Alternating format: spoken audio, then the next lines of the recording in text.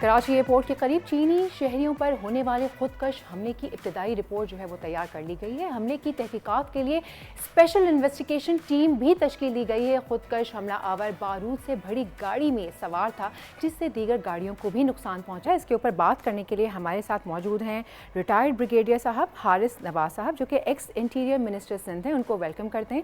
السلام علیکم حارث صاحب، اور سب سے پہلے بہت بہت شکریہ، اتنی ارلی مارننگ آپ نے ہمیں ٹائم دیا تشریف لانے کا، بہت بہت شکریہ۔ حارث صاحب دیکھیے، شرپ پسند عناصر جو ہیں یہ دوبارہ ایکٹیو ہو گئے ہیں۔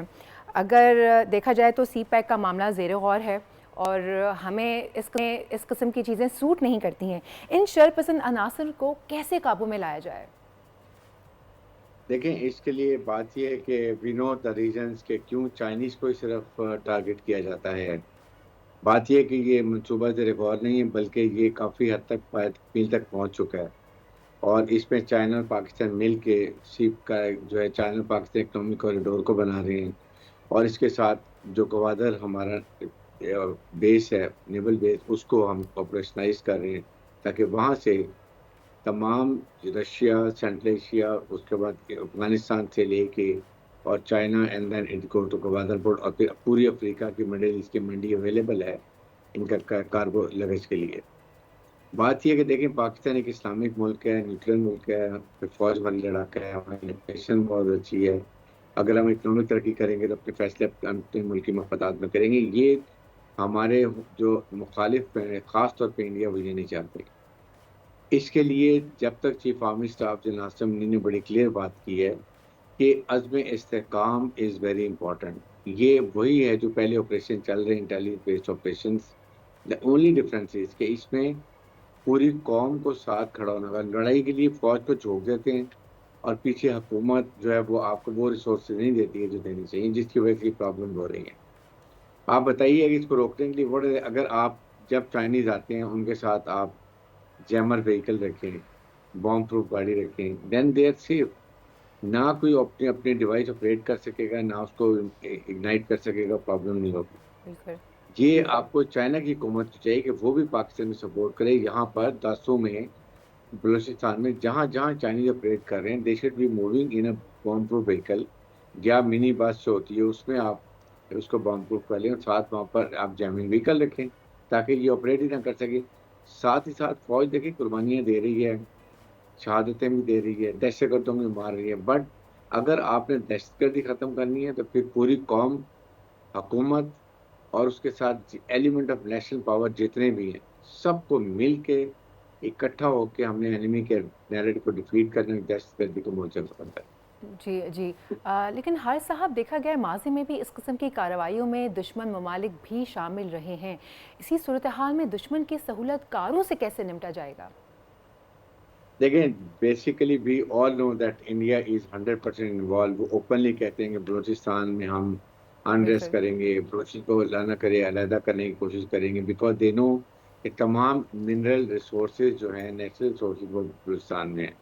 اور پھر ایک گوادر پورٹ ہمارا آپریشنلائز ہو جاتا ہے تو آپ دیکھیں چائنا کو 90 days لگتے ہیں اگر سمندر کے راستے وہ اپنا سامان لے کے جاتا ہے چائنا، اور اگر وہ کاشکر سے چلتا ہے ادھر بائی روڈ تو 9 دن میں وہ گوادر میں پہنچ جاتا ہے۔ جسٹ امیجن کہ اکنامیکل اس کو کتنا سوٹ کرتا ہے اور پاکستان کو کتنی زیادہ اس سے فائدہ ہوگا۔ اس ٹرو لیے وہ بات یہ کی جاتی ہے کہ اس کو کوشش یہ کرنی چاہیے کہ یہ انڈین جو ہے یہ کیا کرتے ہیں کہ یہ سارے کے سارے کابل میں انڈین کی ایمبیسی ہے، وہاں پر B L A, B L F, Majeed brigade, یہ فارسٹ ٹی ٹی پی، اس کے بعد داعش، یہ سب وہاں انڈین ایمبیسی میں پلاننگ ہوتی ہے، وہ فنڈنگ کرتے ہیں، سب کرتے ہیں اور یہ نکل کے آتے ہیں۔ ہماری کوشش یہ ہونی چاہیے کہ جو فائنینشیل ٹیررزم اس کو ہم ختم کریں۔ جو پیسہ آتا ہے انلیگل ہنڈی کے تھرو، اینٹی نارکوٹکس کے تھرو، اسمگلنگ کے تھرو، یہ انلیگل اسپیکٹرم جو ہم اگر اس کو کنٹرول کر لیں، نہ پیسہ ہوگا، نہ ان کو ویپن ایمونیشن ہوں گے، نہ یہ کچھ کر سکیں گے۔ اور سیکنڈ بات یہ ہے کہ سہولت کاری کے لیے آپ یہ دیکھیں کہ آپ کے پاس کتنے پاکستان میں انلیگل افغان ریفیوجیز ہیں، پورے پاکستان میں پھیلے ہوئے ہیں، and that is the biggest nursery جہاں پر یہ چھپ بھی جاتے ہیں، ان کو سہولت کاری بھی کی جاتی ہے، اور کچھ ہمارے پاکستانی بھی ہیں جو ان کو سہولت کاری کرتے ہیں۔ ریمبر टेररिज्म जब तक सहूलतकारी नहीं होगी, फैसिलिटेटिंग नहीं होगी, कोई ना कोई इनको मदद नहीं कर रहा, पाकिस्तान के अंदर ये कामयाब नहीं हो सकता। जी जी, वैसे हर साहब, क्या वक्त आ गया है कि मुल्क दुश्मन अनासर के ख़िलाफ़ कोई बड़ा ऑपरेशन होना चाहिए? क्या मुमकिन है कि राह रास्त और राह निजात की राह का कोई ऑपरेशन इन इलाकों में भी किया जाए जहां इन दहशत गर्दों की मौजूदगी है? देखिए, ऑपरेशन तो पहले ही बड़े सख्त किस्म के रोजाना hundreds of operation intelligence based operation होते हैं। इंटेलिजेंस बेस्ड ऑपरेशन ही की रिक्वायरमेंट है, लेकिन अज़्म अज़्म में इसकी कैपेसिटी बढ़ाने की ज़रूरत है। इनको ज़्यादा लेटेस्ट वेपन्स एमुनिशन दें, इनकी night field fighting capability improve करें।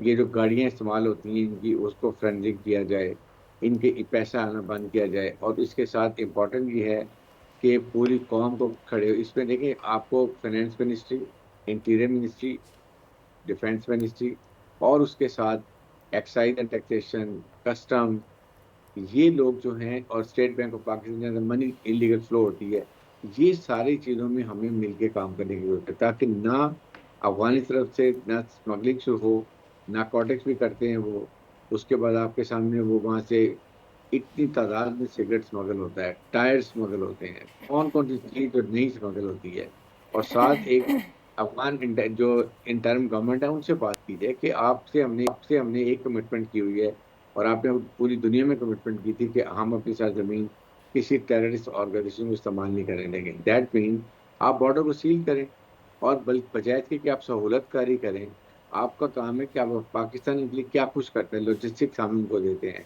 आटा, चीनी, उसके बाद गंदम, फर्टिलाइज़र ये चीज़ें देते हैं, फिर पूरा वहाँ ट्रांज़िट देते हैं। तो अगर हम इतनी आपकी सपोर्ट करते हैं तो at least you have one right कि हुँ। हमें इतना सपोर्ट करें। अदरवाइज़ वी शुड से कि फिर हम आपके एरिया में जाके सर्जिकल स्ट्राइक करेंगे। इनके जहाँ भी कंसंट्रेशंस हैं, जहाँ पर एमुनिशन है, हम उनको डिस्ट्रॉय करेंगे। सो ये पाकिस्तान को फाइनली डिसाइड कर लेना चाहिए।